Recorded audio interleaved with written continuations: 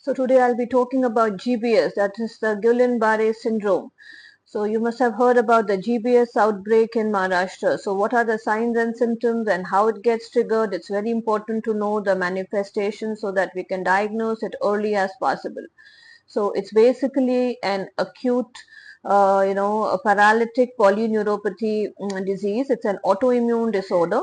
And whenever you have had, say, a bacterial or a viral infection, or if there is a history of vaccination or surgery, it can get triggered.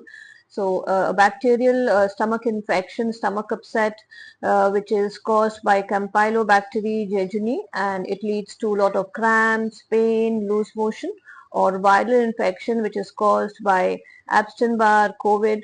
So that leaves the system very weak, and post say 2 weeks of the infection, you can have these symptoms such as tingling in the nerves, numbness, and the patient feels very tired, fatigued, not able to walk. Plus, there could be problems with speaking or swallowing, getting up from the chair, or not able to have a normal life. So these are the few symptoms, and it is a symmetrical. It being a systemic disorder, it causes a symmetrical affection.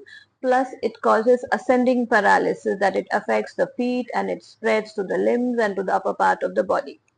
So if it so because of this whole process, if it affects the diaphragm, so this is the partition that is there, that's between the say the chest and the abdomen, and it is and it is it assists the breathing. So say the chest muscles are involved and the diaphragm goes into a paresis effect, then you could have difficulty in breathing, and this could lead to a respiratory distress syndrome. That's the reason you must have heard that the people are like admitted to hospital and they are put upon ventilators. So to avoid complications, the case needs to be assessed. You need to know the history, how it caused and what were the symptoms, plus the investigations have to be done. That involves a lumbar CSF, fluid examination. There you'll find high protein, but the WBC is normal, and the nerve conduction, tests are done so as to assess how good the nerves are able to send messages to the peripheral muscles. So here we need to understand that the antibodies that are produced during the viral or a bacterial infection, they attack the myelin sheath. So now this is the protective covering of the nerves.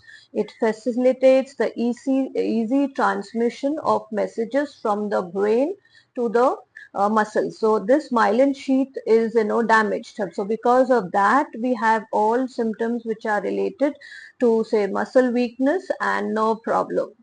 So these are the signs and symptoms of the disease. Now what is the prevention?